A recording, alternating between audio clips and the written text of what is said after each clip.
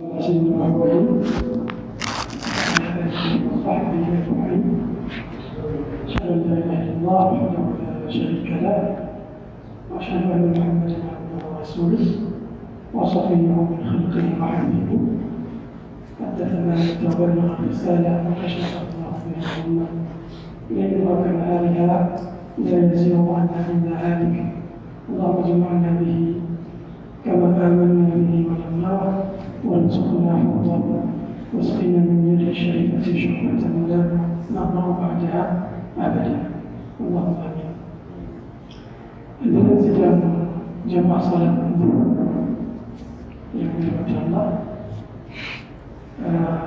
bagaimana kemudian minggu sudah minggu ibadah merasa masyarakat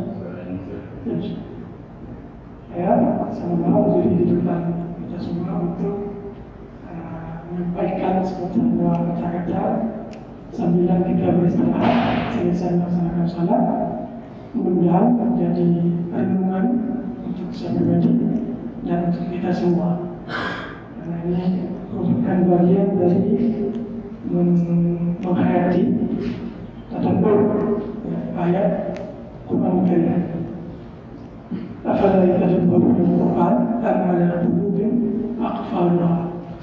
Allah bertanya dalam maksud meminta, apakah kalian tidak merenung memperhatikan isi kandungan Al-Quran, atau hati kalian yang sudah dibukakan, ditutup. Jadi berkaitan dengan hal ini, ada satu kisah dari sekian banyak kisah yang terdapat dalam kitab suci kita, Al-Quran Karim, tepatnya di surah Al-Kahfi. Cerita tentang perjumpaan antara Nabi Musa dan Al-Khidir. Al-Khidir ini apakah beliau seorang Nabi atau seorang wali atau hamba biasa yang seorang saleh? Ini di sini para ulama berbeda pendapat. Ada Allah yang saya angkat dalam cerita di sini adalah Khidir ini gelar beliau. Khidir ini gelar dari seorang yang bernama Yahya bin Malkah. Bukan nama asli beliau Khidir, digelar disebut dengan Khidir karena beliau ketika duduk di dedaunan yang sudah kering, kemudian daun itu berubah menjadi hijau. Khidir ini dalam bahasa Arab dia hijau, khudrawat dalam bahasa Arab diartikan sayur-sayuran. Bahasa akhbar itu hijau. Kemudian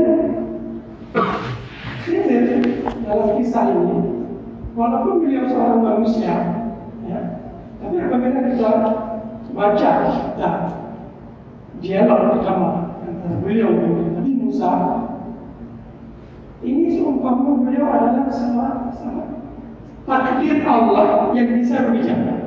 Ya? Ada bayangkan kalau ada sebuah takdir Allah yang bagi takdir bagi kita mati. Kalau Allah mentakdirkan kita ketabrak, Allah mentakdirkan kita terbakar. Ya? Tapi takdir ini bisa berbicara. Dia bisa mengungkapkan, kenapa kamu terbakar? Saya yang jawab. Kenapa saya ketabrak? Kemudian peristiwa itu menjawab. Inilah umpamanya Khidir terdapat dalam kisah. Bermula Nabi Musa AS duduk dengan para sahabatnya, dan salah seorang dari pengikutnya bertanya, wahai saudara Musa, siapa orang yang paling pintar, ya, yang ada di dunia pada saat itu? Nabi Musa secara normalnya dia menjawab, saya kan seorang Nabi, ya. Yang saya tahu tidak ada Nabi selain saya. Allah memberi wahyu kepada saya pada saat itu. Beliau menjawab, saya. Rupanya jawaban itu tidak disirangi oleh Allah, karena Allah menginginkan Kalau ada yang bertanya seperti itu, kita harus menjawab dulu. Allah yang lebih tahu. Ya, Allah. Makanya Allah menegur Nabi Musa. Ya Musa, ada orang yang lebih pintar darimu.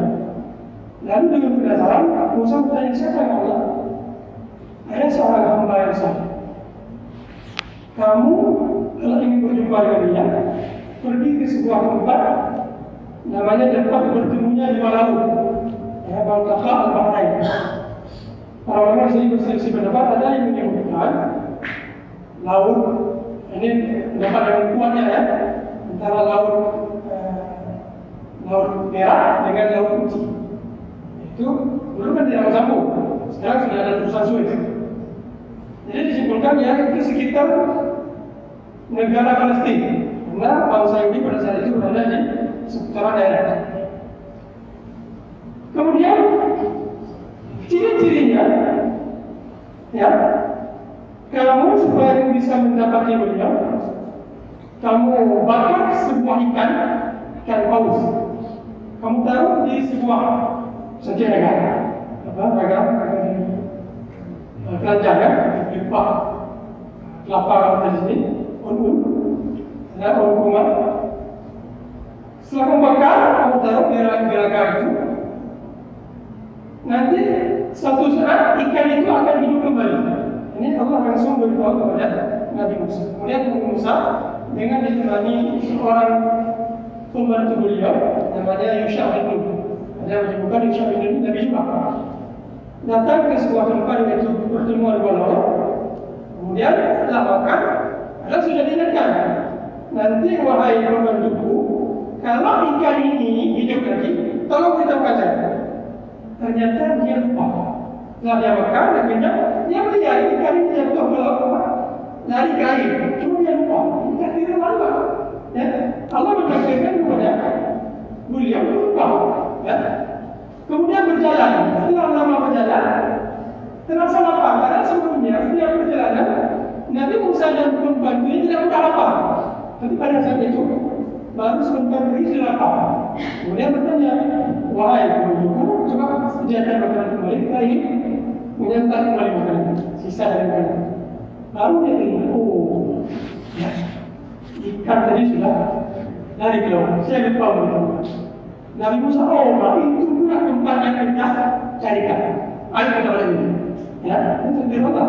Karena sekiranya tidak dilupakan, mungkin tidak kelihatan khair pada saat itu.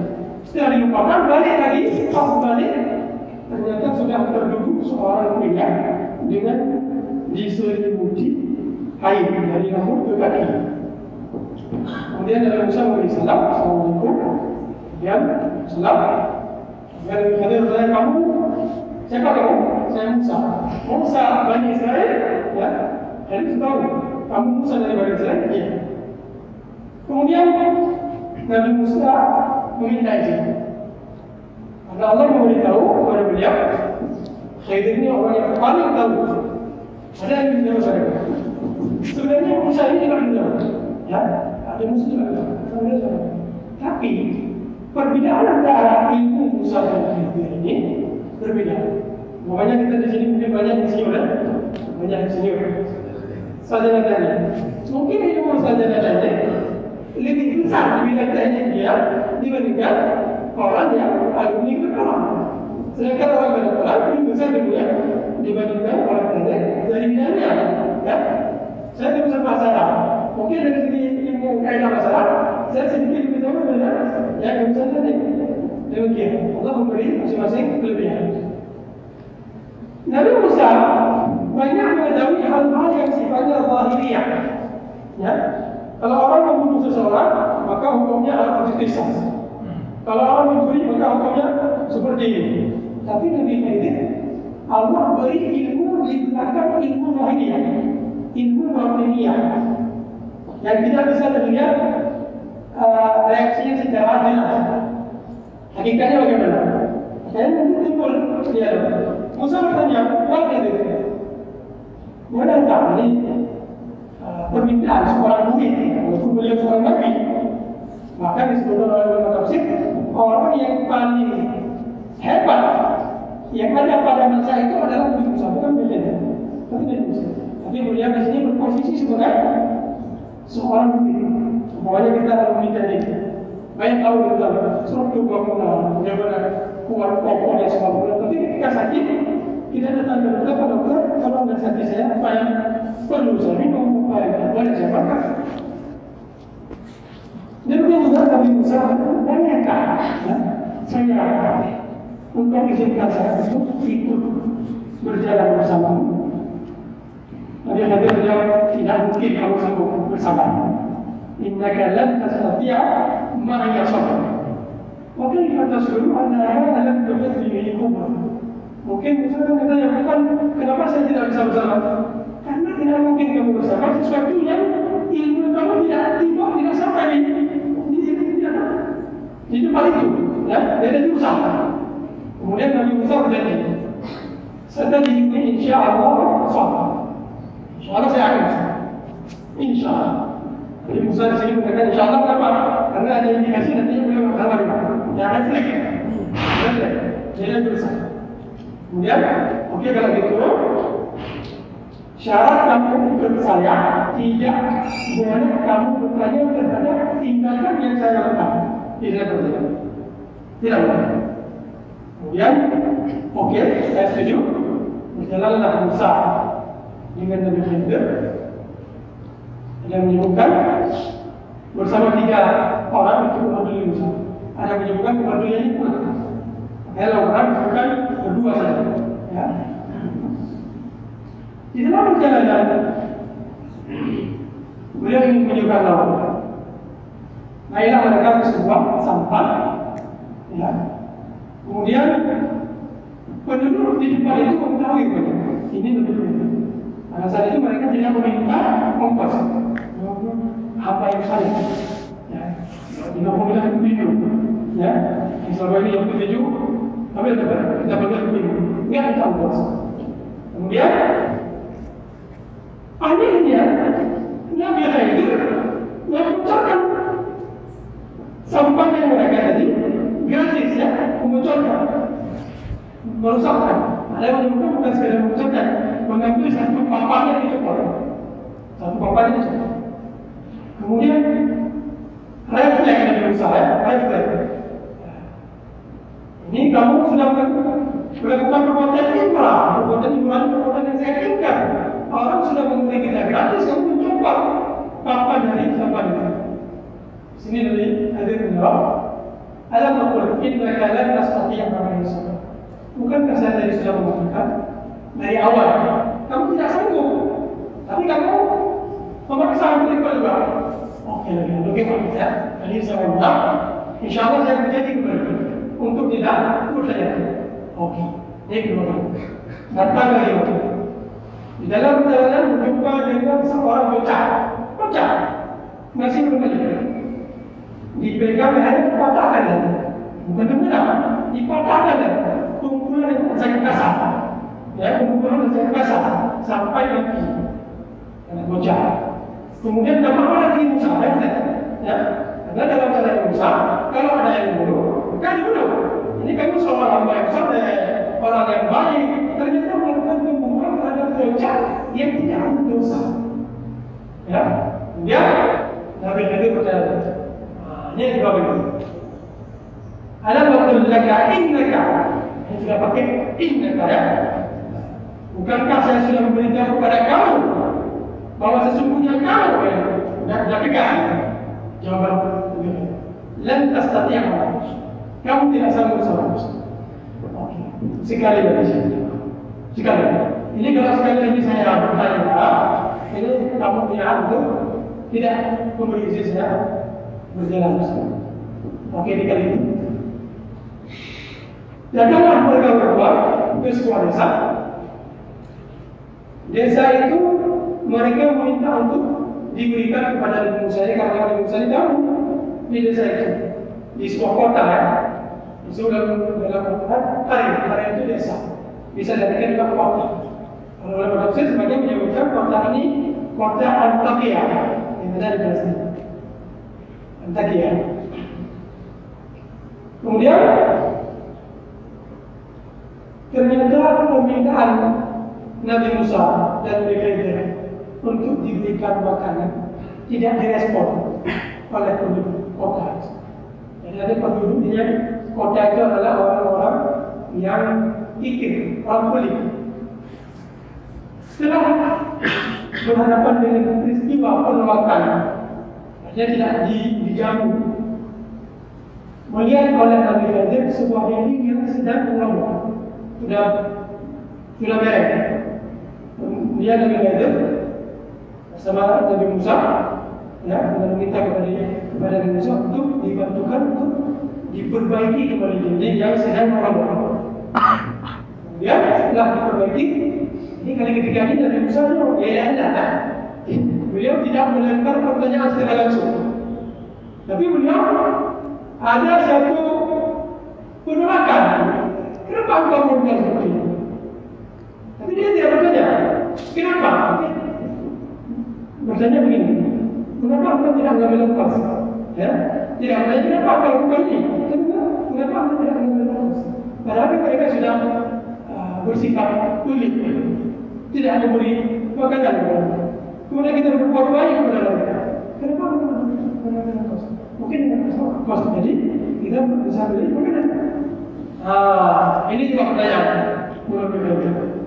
Maka yang ketiga ini saya tidak memberi izin kamu untuk ikut bersama saya. Kemudian sebelum berpisah, ada kiraku bayi ini perpisahan, ya, saya dengan kamu. Tapi sebelum berpisah, supaya kamu tidak menuding saya orang jahat, ini perlu dijelaskan. Kali kita dalam kehidupan masyarakat melakukan sesuatu perbuatan yang mungkin menurut anggapan orang banyak kita melakukan kesalahan. Perlu kita jelaskan, ya. Sebagaimana Nabi Muhammad SAW dalam satu iktikaf di Ramadan di 10 akhir beliau keluar, dipanggil oleh istri beliau namanya Safiyah Wina. Nabi lupa bertirah Wina tak jauh dari pertarian masjid. Kemudian tertolong oleh dua orang sahabat. Nabi berabang minum, ya. Nabi bicara dengan perempuan. Kemudian Nabi mengambil sendiri. Ini istri saya. Tak perlu dijelaskan supaya orang tidak salah paham. Hanya beribadah di sini. Sebelum berpisah, saya ingin memberitahu jawaban. Kenapa saya jadi melakukan hal-hal yang menurut kamu tidak layak. Inilah takdir, ya, takdir yang berbicara. Sebagaimana saya mulai mukadimah tadi, namanya takdir itu bisa berbicara. Rumah kita terbakar, tapi dia berkata, saya membakar rumah kamu karena ini. Ya, mungkin yang terjadi sama kita sekarang tidak berbicara, tapi inilah. Mari kita renungkan. Ya, surah Al-Kahfi, usul ceritanya. Bagaimana di sini takdir yang bisa berbicara. Takdir itu ada tiga, ya. Yang pertama, Allah mentakdirkan sesuatu. Anggaplah kita sesuatu itu buruk. Anggaplah kita buruk. Mentakdirkan keburukan. Dan kita beranggapan itu buruk. Umpamanya tadi Nabi Khidir membocorkan sampah. Ini kan berbuatan. Kita umpamanya sedang jalan ke rumah, pulang rumah bocor barang. Mungkin orang benar, ya. Apalagi mereka buka puasa. Kita akan bertanya, tiba-tiba terlambat ruang tidur, sehingga saatnya terbang. Pas keesokan datang berita, pesawat sudah jatuh. Jadi ada takdir yang anggapan kita itu jahat, bahkan rugi bagi kita, rugi. Hilang jika kita sudah kita beli. Tapi takdir itu hakikatnya baik. Dan kita beberapa saat kemudian akan dikatakan itu baik. Nah, seperti ini pembocoran sampahnya. Orang mungkin, malu lebih baik sudah membocorkan sampahnya. Padahal tujuannya apa? Ada raja yang zalim, yang pada saat dia ingin merampas sampah-sampah yang ada di pinggir pantai itu, dia mengambil semua sampah-sampah yang baik dan dia tinggalkan sampah-sampah yang bocor. Setelah kejadian itu orang itu alhamdulillah, ya, untung saya membocorkan sampah saya. Padahal saya kemarin sudah gratiskan ke dia. Dia bocorkan dari saya mana? Besar. Tapi besok dia beritahu jawabannya untuk saya telah terbangun. Tidak sampai saya naik pesawat. Kalau tidak, mungkin kalau kan, itu ada takdir yang buruk, anggapan kita buruk, tapi hakikatnya baik dan kita akan tahu itu baik. Itu baru. Yang kedua, ada takdir buruk, rugi, anggapan kita rugi. Kemudian kita tidak tahu itu baik bagi kita. Kalau tadi kan tahu, ya setelah 1 hari kemudian tahu kita, tapi dia tidak tahu. Itu umpamanya Nabi Khidir membunuh seorang bocah aja. Bocah masih kecil. Ketika diketahui ada orang tuanya bakal menangis supaya anak saya sudah meninggal. Sudah 9 tahun saya mengandung, saya besarkan dan umur 9 tahun 7 tahun dibunuh. Ya, dibunuh. Jadi, nggak tahu jawabannya. Ini anak saya meninggal ketabrak, nggak tahu jawabannya. Jadi, dan kapan kita tahu, nggak tahu juga.